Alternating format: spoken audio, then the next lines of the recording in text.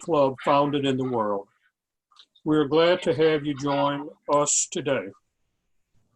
To give our invitation today, we have Jennifer Gregory, Human Resource Officer, Beaumont Housing Authority, and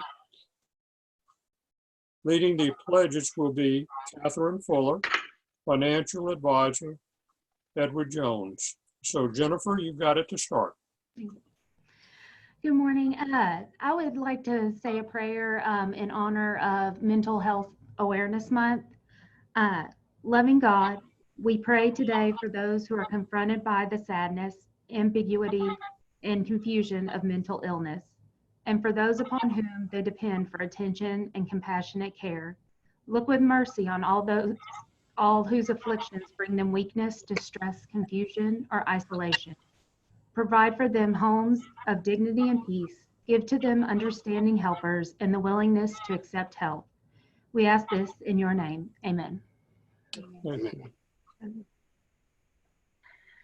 Good afternoon, fellow Rotarians. I am really honored to lead the pledge and the pledges to our great flag and to our Texas flag. Please join me and unmute your mic as we say the pledges to our flags.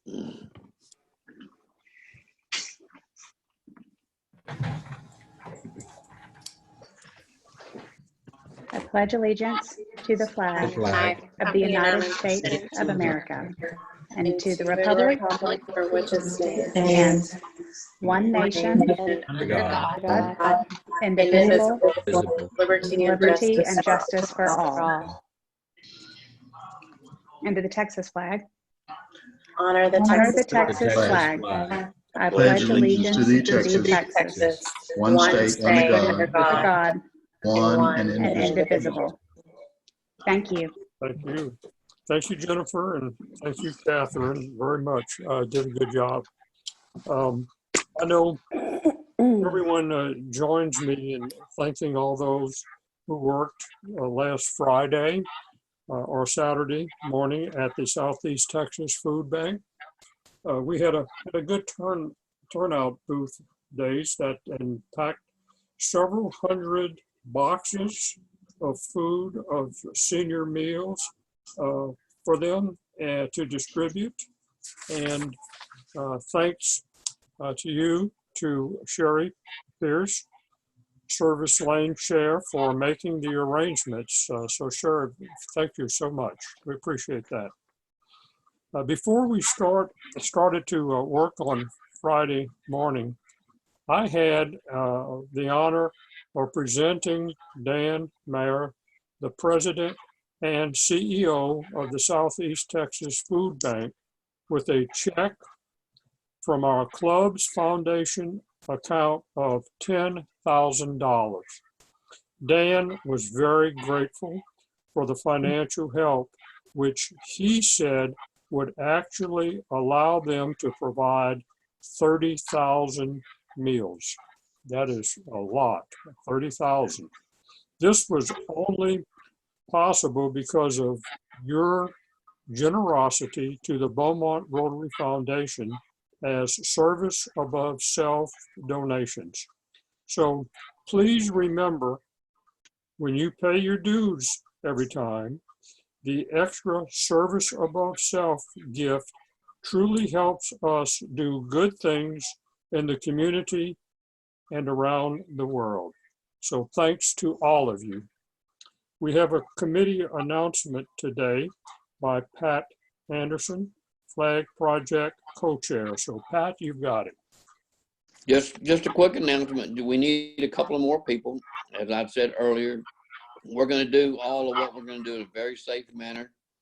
Vernon is going to be providing some masks for us, and we'll do everything we can to make sure that we're at a safe distance to do our flags. We've got some coming Sunday evening, rest of them coming Monday morning, and we could use a couple of more guys. We've got somebody on every route, but if you want to come out Memorial Day, get the day started out early, or just to meet and greet some other Rotarians on a different basis, as we did with the food bank and stuff, please let me or Gary know, especially Gary. Gary's going to be running the whole operations this weekend, so please give him all the support and help so that we can get this flag project and get back to some normality that we have. And we want to say, for those who have always done it and continue to do it, we want to say thank you to each and every one of you.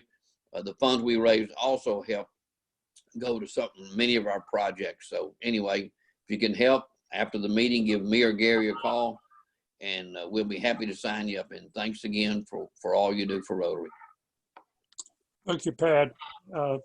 You guys do a really good job doing those. I'm pushing the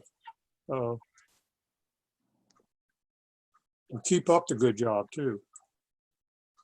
Let's see, to introduce our guest speaker today. Oops, excuse me. Let me try one back thing here. So we are so proud that we have our past president, Becky Mason, here with, who will be district governor for next year. As members of her home club, we want to do everything that we can do to support her all year. Becky, would you like to announce something today?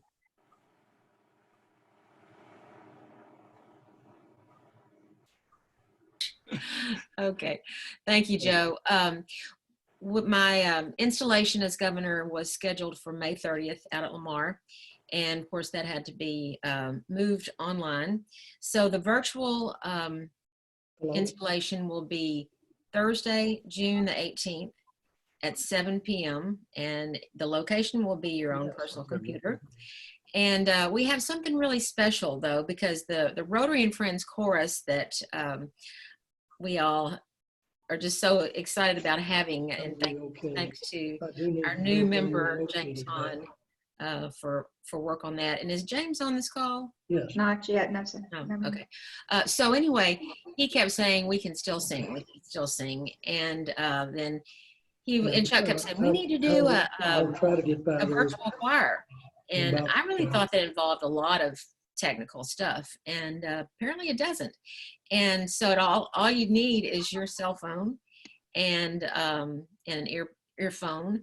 And so he'll provide the music and the accompaniment tape, and then we learn the music and we sing along with it and record it individually. And then he's going to put it together. So he sent a sample of one that he's been doing with his church choir every week since the shutdown, and it's really, really nice. And so I know it's a little intimidating for some of us who are not professional accomplished singers to record ourselves singing. So I think that's the biggest stretch, but we can be confident that he will be putting it together in a way that nobody gets embarrassed because they don't sound that great. But when we all sing together, it's going to be really neat. So I've sent email information to everyone who has been in the chorus in the past, and but I'm opening it up to anybody that would like to participate this time. And I'm also opening up to the district, so we have people across the district who are going to join in with us, and we're going to sing "Let There Be Peace on Earth," and that's of course the traditional Rotary song that we end our district meetings or district conference and stuff with. So I think it'll be really special, and I'd like to encourage you to participate if you would like to. I'm also bringing in some ringers. So if you remember Jennifer Jones, who was our Women in Rotary speaker, not this most recent one, but the one before that, she has agreed to sing with us. And she said her husband, Nick, who is a pediatrician and also a very dedicated Rotarian, she said he's a good singer. And she said she didn't get the gene, but they'll both sing. So anyway, it's going to be fun. It's going to be a lot of people. And I'd just like to encourage you to think about it. And if you're interested, email me and I'll send you the information. Thanks. That's it. Well, thank you very much, Becky, and we're proud of you too. Appreciate it. To introduce our guest speaker today, we have Norma Sampson, Executive Director of the Julie Rogers Gift of Life program. Norma, you got it. Thank you, Joe, and congratulations, Becky.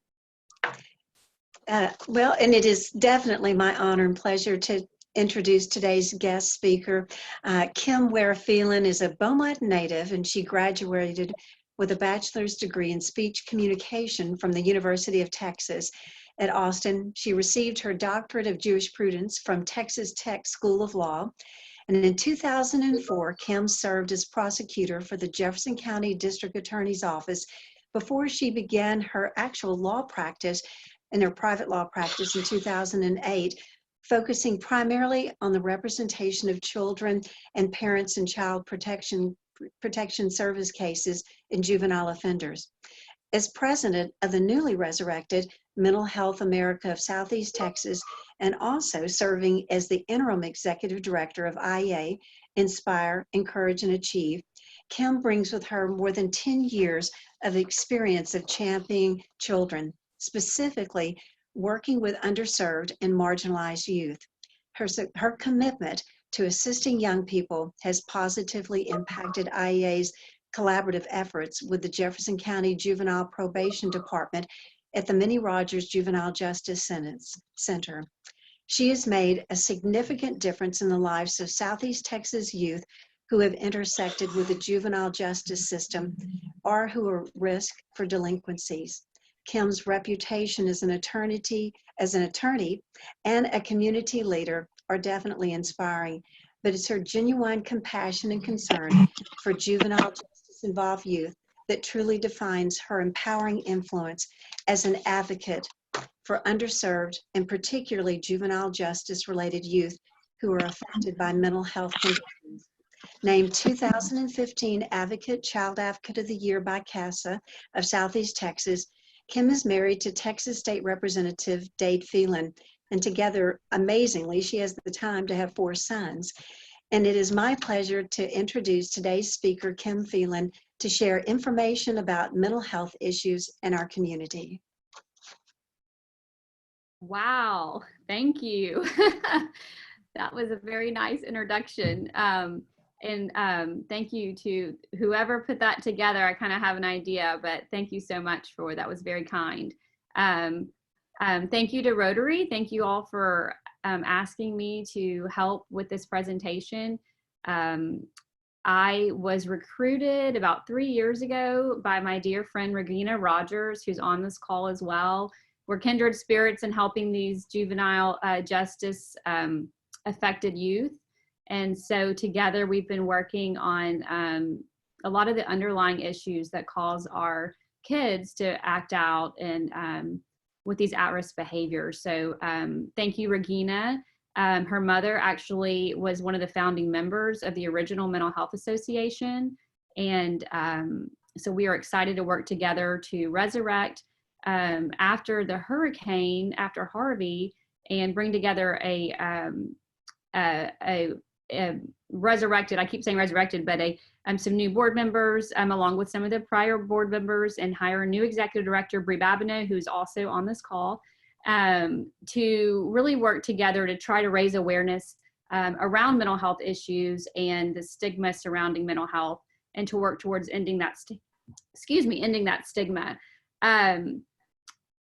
The reason why I've been involved, and I'm an attorney, I'm not a clinician, I have no background in mental health, I'm a lawyer, but working with the kids over the years in CPS cases and juvenile offenders, you see very quickly that so many of them have mental health issues and their families.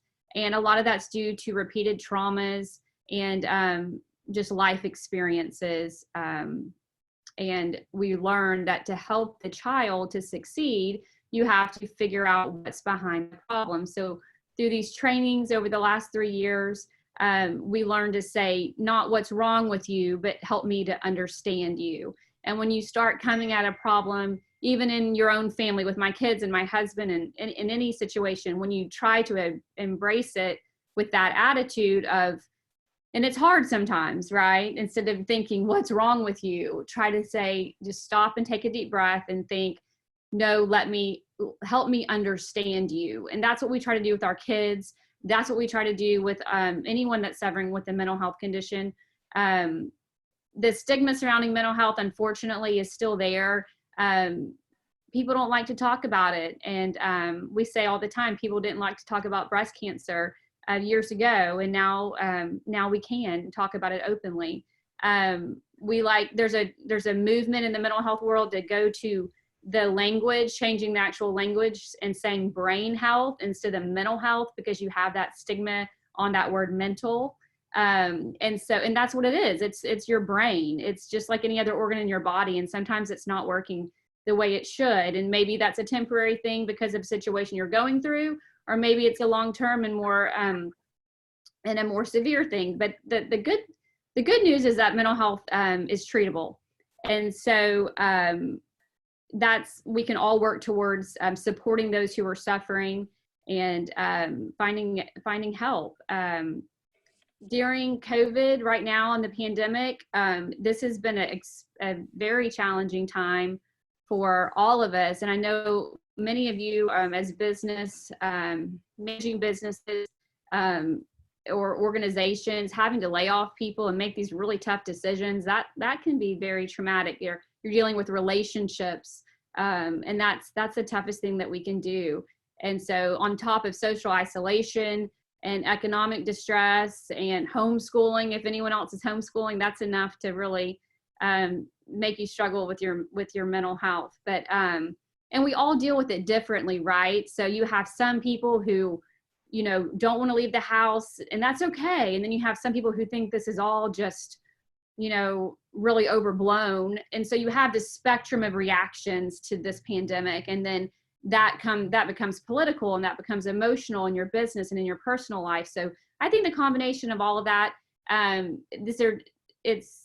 we just have to be sensitive to everyone's coming from their own perspective for their own different reasons that we may not understand. But again, instead of being judging and trying and being upset by it, if we try to stop and understand that everyone's dealing with a different circumstance, then maybe we can work together to try to handle this in the most appropriate way. So, okay, I talked longer than I thought I would. I'm not an expert in anything, but I do have wonderful colleagues who are experts in many things. And so I asked Sally Broussard, who's on the call, and she's the administrative director. I always mess that up, with Baptist Behavioral. Is that right? Baptist Behavioral Hospital. We often say Phelan. We call it Phelan Hospital, but it's Baptist Behavioral, and she's the administrative director. And then Bree Babineau is on the call as well, and she is our executive director for Mental Health America of Southeast Texas. And so I asked them today to help me out, because again, I'm not an expert, but they are. So I'm going to pass the mic, and I think Sally was going to start with talking just a little bit in general about what's going on with mental health in general. Thank you so much, Kim. I appreciate that. And thank you very much for inviting me. Thank you. I see so many familiar faces on my screen, and it's such a pleasure to see so many people that I have not seen for a while, but there you are in a little box. I really like it.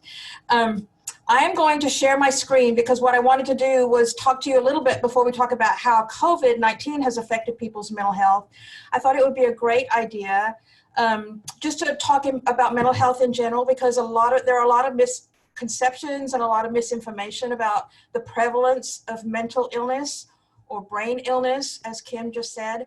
And so I just want to start out by talking a little bit about what it is, what it means, how we diagnose people, and what we look for in order to diagnose people with a mental illness. And I'm going to spend just a very little bit of time talking about COVID-19, but Bree, my colleague, is going to spend more time talking about what we're seeing as a result of COVID-19 in our field, and some things that you can do to recognize and provide assistance and support for people who are experiencing mental health problems. So I'm going to share my screen. Hopefully this will work.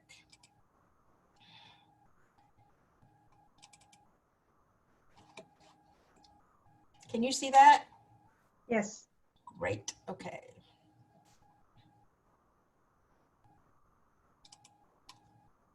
So that's me, my name, and the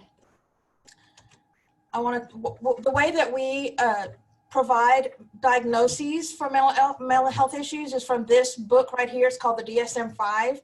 We are on the 5th edition. That's like our Bible.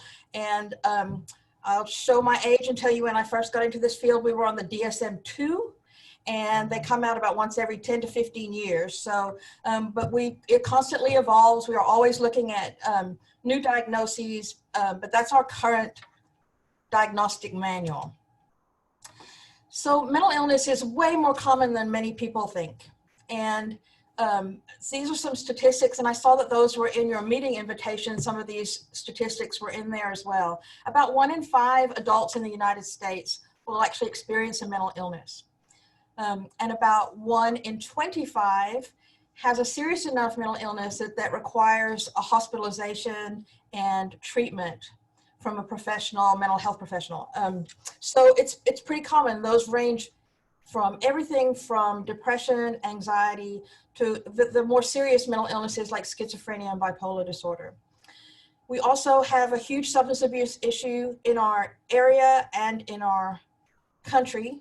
About 1 in 12 people will experience substance abuse problems. Rises to a level where we diagnose it and treatment is appropriate. What a lot of people don't know, and why the importance of early intervention and detection comes up, is that 50% of people who have a mental illness, it appears when they're very young. And 50% of the time it appears and can be diagnosed prior to age 14.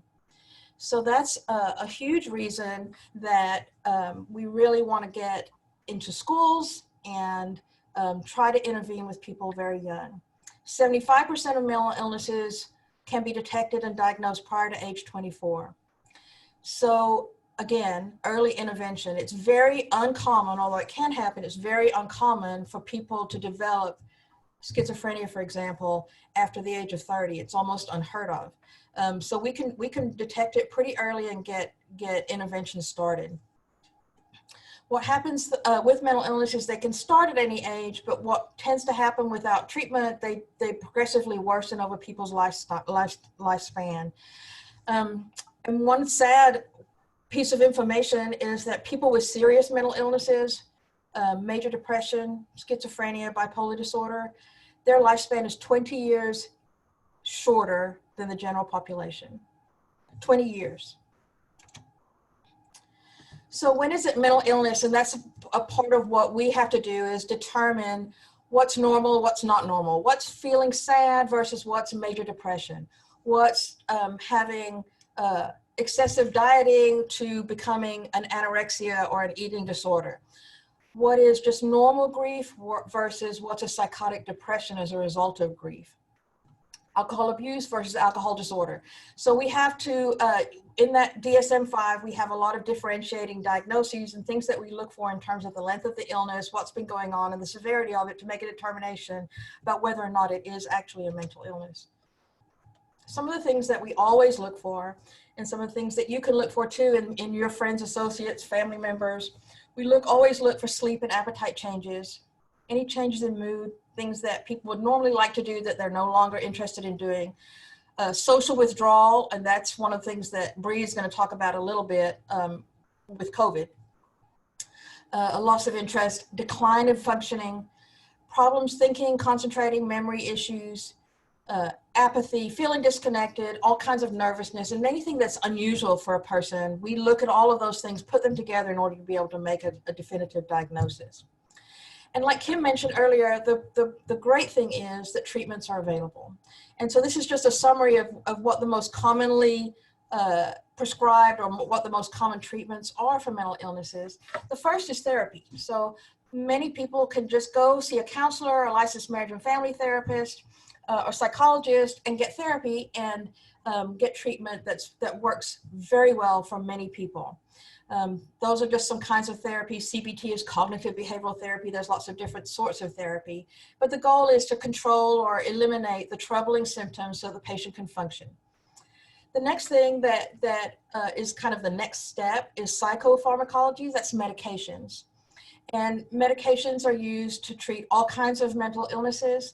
And those are just listed there are the classes of some of the medications that we use. So antidepressants, obviously for things like depression, but also PTSD, obsessive compulsive disorder, anxiety. Sometimes antidepressants work for that. The antipsychotics are used for schizophrenia, bipolar disorder. And I will say that there's been in my career, such dramatic changes in medications for those serious mental illnesses. When I first started, there were just a handful of medications that were available, and they were effective, but they had horrible side effects. And people often would not take them because the side effects were worse than their symptoms in many cases. We now have injectable medications that we can give somebody if they're eligible for them, that they only have to get once every 3 months, and which has been so helpful with people that have not really wanted to be compliant with their medication treatment. The next is sedatives. Those are for anxiety and anxiety disorders. Hypnotics are for sleep. Mood stabilizers help with mood swings and bipolar disorder. And stimulants are used to treat ADHD.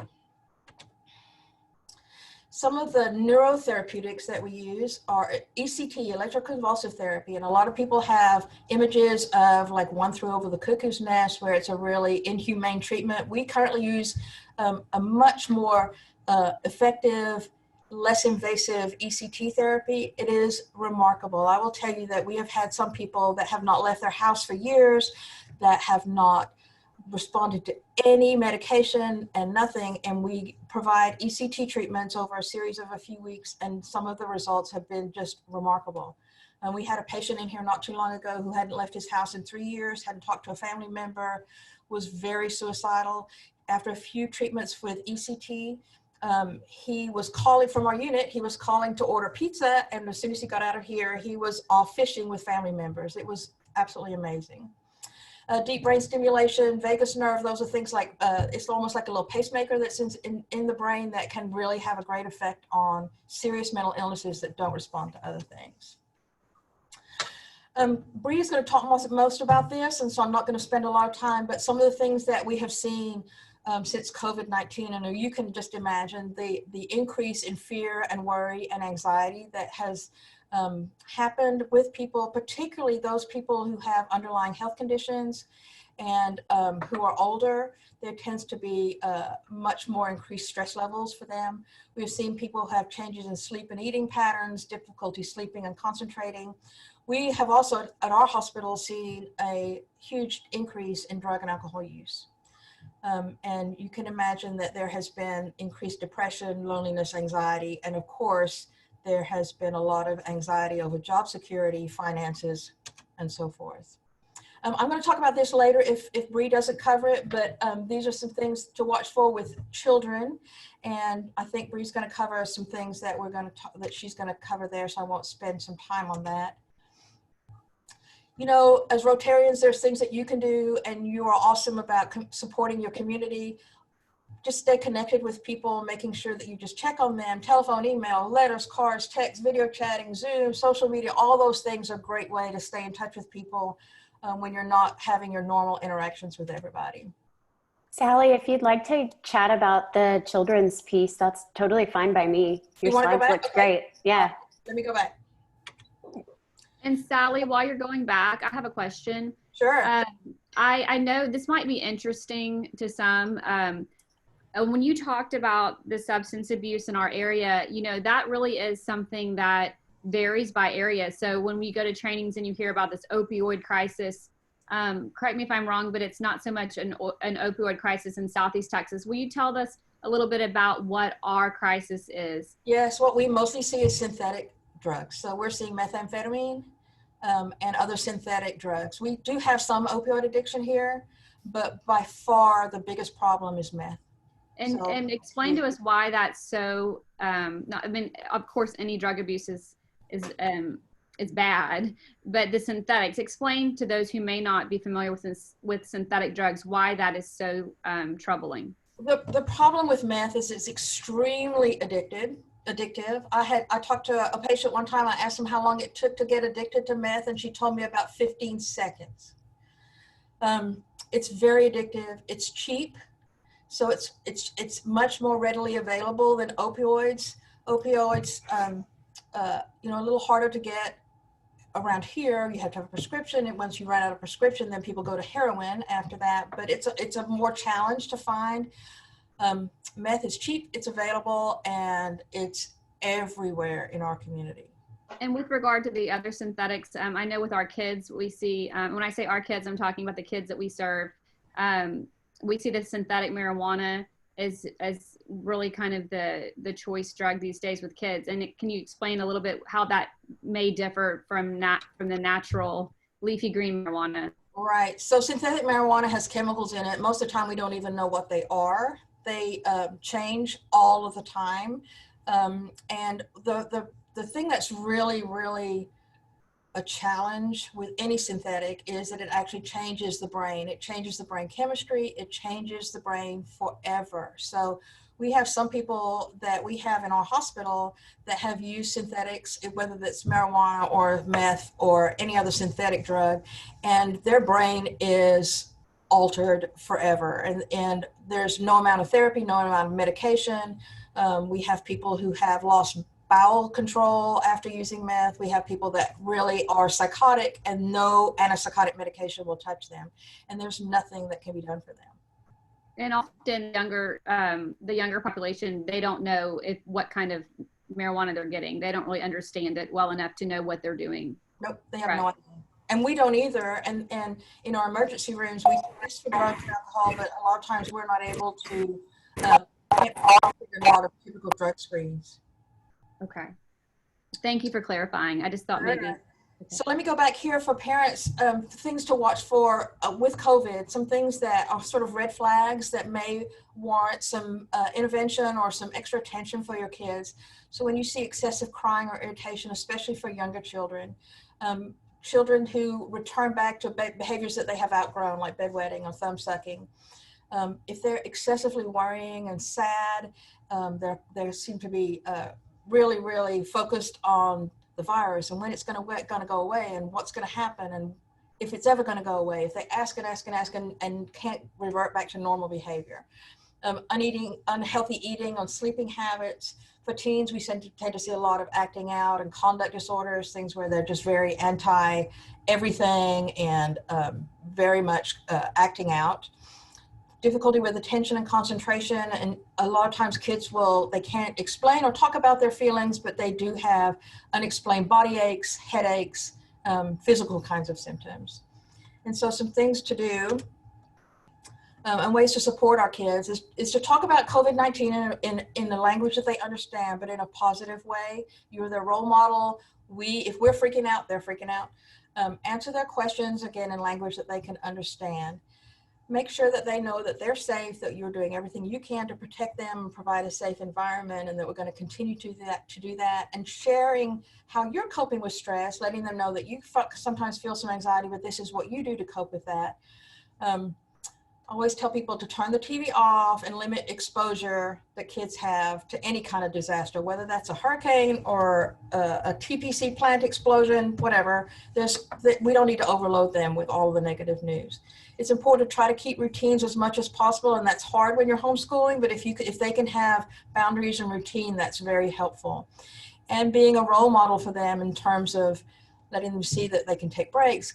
You show them that sleeping is important, exercising is important, healthy eating habits, and staying connected with friends and family, however creatively you have to do that. All of those are important. So Sally, real quick.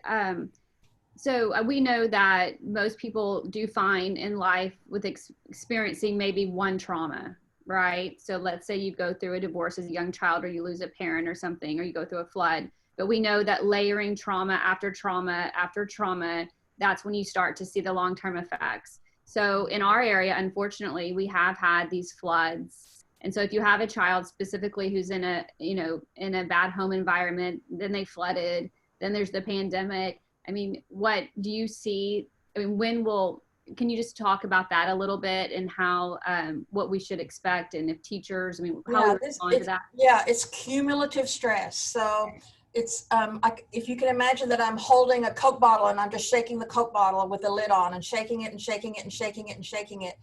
And there's just, there's Harvey, there's Imelda, there's TPC, there's a pandemic.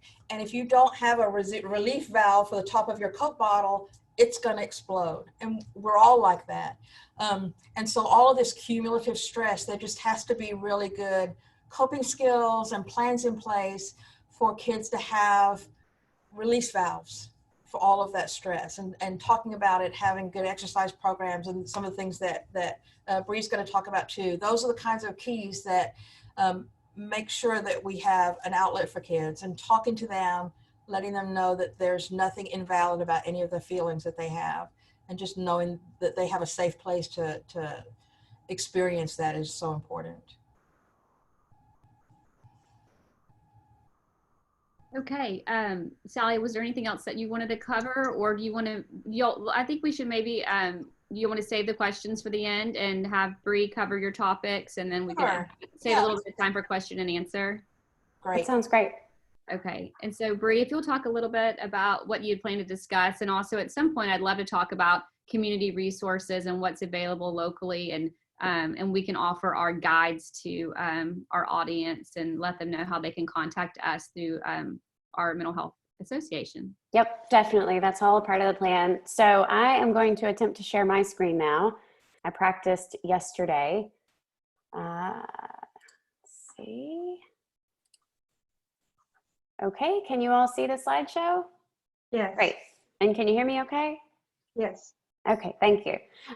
So, yep, there's my name, Bree Babineau. I'm the Executive Director for Mental Health America. Kim Phelan is our president. And today we'll be talking about mental health, COVID, and tools to thrive. So Sally has already covered what mental health is, that it is treatable. This is a quote that I really like a lot, that I like to share often. Anything that's human is mentionable, and anything that is mentionable can be more manageable. When we talk about our feelings, they become less overwhelming, less upsetting, and less scary. And that's a quote by Fred Rogers that I think really illustrates the importance of being okay to, you know, tell someone that you're struggling, or to reach out to someone else that you think is struggling. Because as soon as we let that release valve open just a little bit, we can start to let the fizz go down. So we don't need to talk about what is mental health. You guys have seen this stat and heard it a few times. 1 in 5 people will experience a mental illness during their lifetime. And what I'm really going to be talking about today is that everyone faces challenges that can impact their mental health. So you don't have to have already had a mental illness to have a difficult time during this pandemic. It also can, you know, really kind of brings to light that someone with a mental illness may especially be struggling during this pandemic, and their symptoms may be really exacerbated because of some of the struggles that we've faced over the last couple months. And so there are a lot of reasons why you might be concerned, and your concerns are valid. Just as Sally was talking about with children, same with adults. We don't want to minimize them. Today, I really want to talk about identifying those concerns or worries, accepting them, and finding some ways, some tools to overcome them, to push through, and to thrive during this time. Let's go to, here we go. So some of the things that you may be concerned about, of course, getting sick or people around you getting sick, taking care of and supporting your family, financial stress. I'm going to talk a little bit more about that in a little bit, and what, how the economy is really going to impact the mental health of our communities, from job loss and all of the changes that individuals and families are going to have because of losing jobs. Shortages of certain common supplies. It's all been funny about the toilet paper, of course, you know, the hoarding and the photos and all of that, but it's also been really stressful. I'm sure many of you had to wait for an HEB order, couldn't get what you needed, may have struggled to get your medications. Some of you may be home with children who are expecting to have milk every time they open the fridge, but it was sold out, or what have you. They may seem small, but all these small stressors really start to add up. Not being able to connect with friends and family the way you're used to, not being able to hug your grandparents, go visit your children, your adult children maybe, or just seeing your friends. I know someone earlier was really excited that I liked their background. You know, the bars are open, they're in a wine cellar. We haven't been able to go out and have social gatherings. And then not knowing how long this is going to last. is especially difficult. So actually, can I go back? Before we go to that, before you can read it, I wanted to tell you a little bit about the report I'm going to share, which is from the Meadows Mental Health Policy Institute. This report is specifically about job loss and lives lost to suicide. So, you know, the pandemic has brought unprecedented change. And just as with Hurricane Harvey, you know, the rain stopped, the hurricane ended, but what we all were dealing with is for some people still not over. We saw lasting effects for years. And this pandemic will be very much the same. We may not be fearing the immediate risk of life, but the stress and pain won't end as soon as the pandemic is over. So anyways, this report, we know already, there's a lot of research out there that there are strong connections or associations and rises of unemployment with increases in suicide or death by suicide. So this report that I'm going to talk about, it's based on data from 97 to 2010, which of course includes the 2008 recession. Each percentage point increase in the unemployment rate will result in a 1.6 increase in the death by suicide rate. And this is really important to talk about. Suicide can be a difficult topic, a hard thing to discuss, but just as I started with in the beginning, as soon as we start making things more mentionable, we can make them more manageable. So it's important that we talk about this. So anyways, a COVID recession on par with the 2008 recession would result, at least that's what their projection is, in the loss of nearly 4,000 additional Americans. So what that would look like in Texas would be for every 5 percentage point increase in unemployment during the COVID recession across the year, an additional 725 Texans could die each year from suicide. They did break it down, and I've got it here, but if anyone would like to email me, my contact information will be at the end of the presentation. I'll send you the link so you can look at this report. It was very interesting, and it does break down between suicide and drug overdose. And so in terms of, so in 2018, we have data from 2018, there were just over 3,800 deaths by suicide in Texas. So with each 5 percentage point increase, that's where they're getting the additional 300 additional Texans could die. This graph shows where we are starting at 3,800 as kind of our average yearly amount. That's what it was in 2018, and what it could look like if our unemployment continues to go up. These are hard numbers to talk about. We don't want to see lives lost to suicide. And this is just specific to suicide due to unemployment. I want to talk next about how there's hope. As Sally talked about, mental illness is treatable, and we can make positive changes to impact our lives and the lives of others. So what are some things that we can do? Take a screening. You can reach out to other people or call your doctor or a crisis hotline. So taking a screening, there are lots of online screenings that you can do. MHAscreening.org offers free screenings on a variety of mental health issues. So if you think you're struggling, or maybe someone else is, you can share that with them. It's anonymous and free. Reaching out to other people, as we talked about earlier, you know, letting someone know that you're struggling or having some difficulties, or need to have more Zoom calls or more FaceTimes because you're still isolated at home. You know, there's a large body of research prior to COVID linking social isolation and loneliness with poor mental health, especially for adults and adolescents who are at very high risk of depression. Same with some other research that I was reading about prior to this presentation. And again, research that was pre-COVID. So it'll be interesting to see what comes out after this. A lack of social connection heightens other health risks. heightens smoking and heightens substance abuse disorders or substance use disorders. One research study that I found by Harvard said that it was twice as harmful, social isolation and loneliness, twice as harmful to physical and mental health as obesity. So it's very serious. So reaching out to others and then calling your doctor or crisis hotline. And some of these next slides I'm going to show you are going to be about that. Some of these lines that you can call or share with others. Before we do that though, the other title of this slide was Tools to Thrive. Tools to Thrive is our theme at Mental Health America this year for Mental Health Awareness Month of May. Tools to Thrive are they're tools you can do yourself or ways you can reach out to others.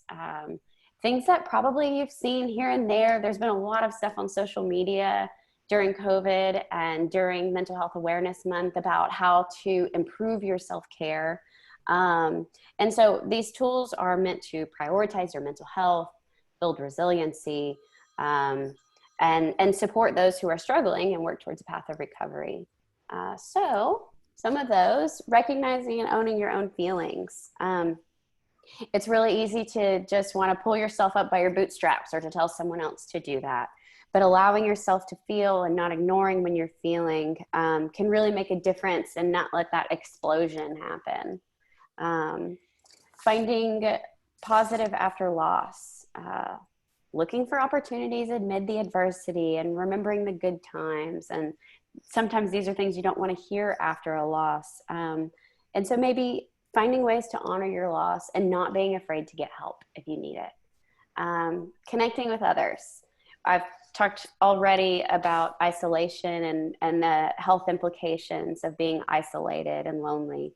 And so, you know, finding ways to connect. And it may be difficult right now. I'm sure a lot of you are tired of Zoom. I'm tired of seeing my family members on Zoom, but we still do it because we still need and are kind of longing for that connection.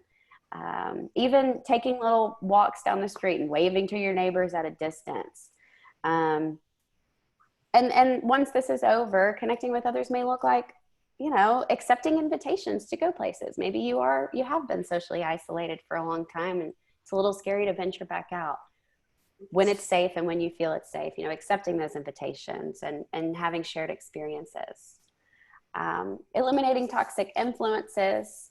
You know, there may be certain people or situations in life that can trigger really negative feelings or make us feel badly about ourselves. And so identifying those so that you can make those changes. Creating healthy routines. That one is a big one and a really difficult one during COVID. But starting small is really great and not being too hard on yourself when you break that routine, but just trying again the next day. So planning ahead and making time for things that you enjoy, things that will help you relax, give you an opportunity to be introspective. And again, not being too hard on yourself. Don't beat yourself up if you mess it up and need to start over. And then last, supporting others, which we've talked a little about already, but I really want to highlight here, you know, I talked some about suicide and there's lots of trainings out there, and some of the most important pieces of those trainings on suicide prevention and awareness is the active listening. And so when someone is struggling, doing everything you can to really and truly actively listen. You don't have to have answers at all. You just need to listen and be supportive. And then the other piece is don't be afraid to ask. I meant to look up the stats because I don't remember them off the top of my head. And Sally, if you do, please feel free to jump in. I said stats, but research.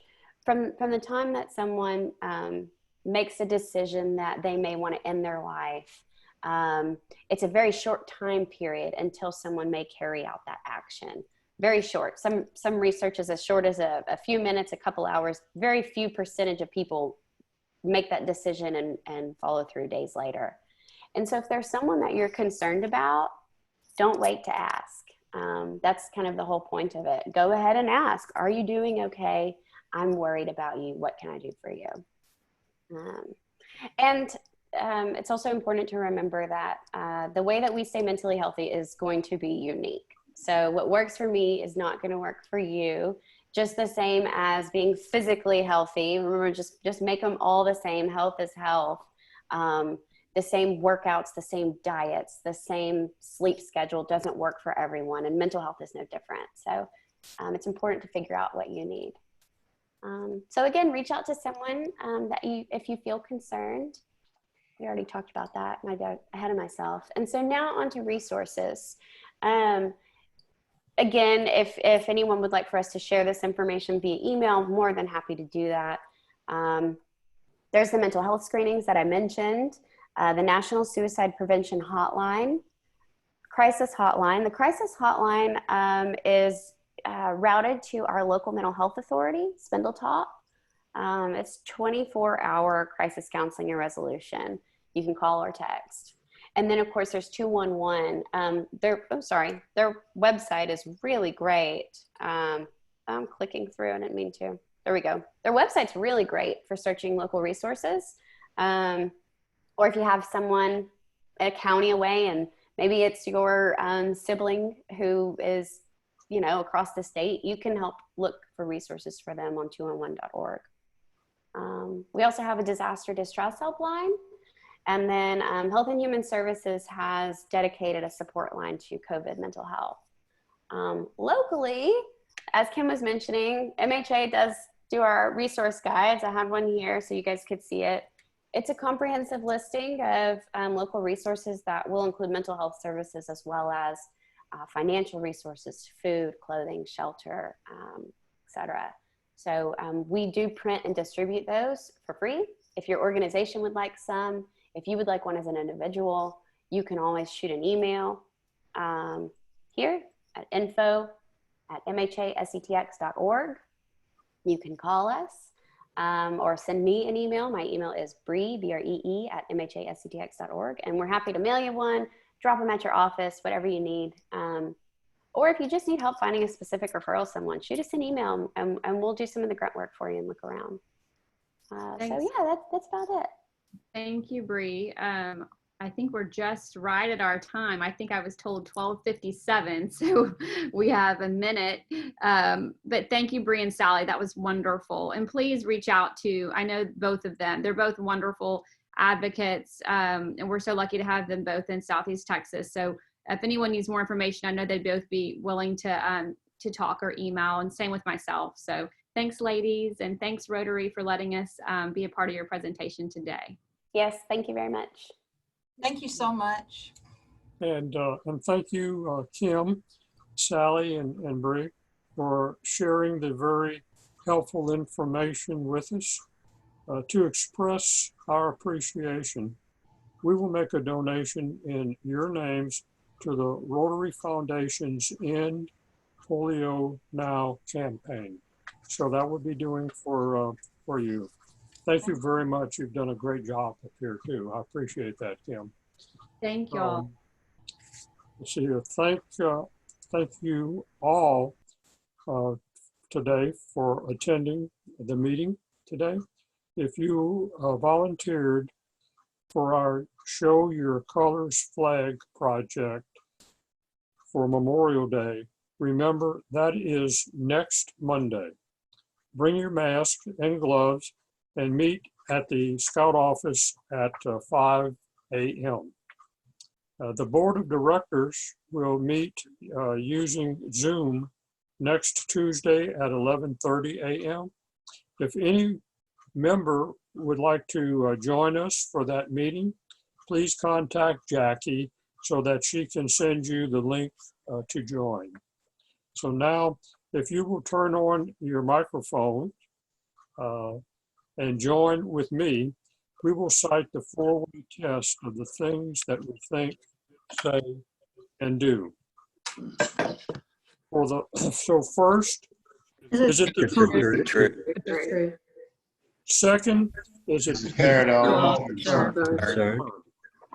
Third, will it build goodwill and better friendships?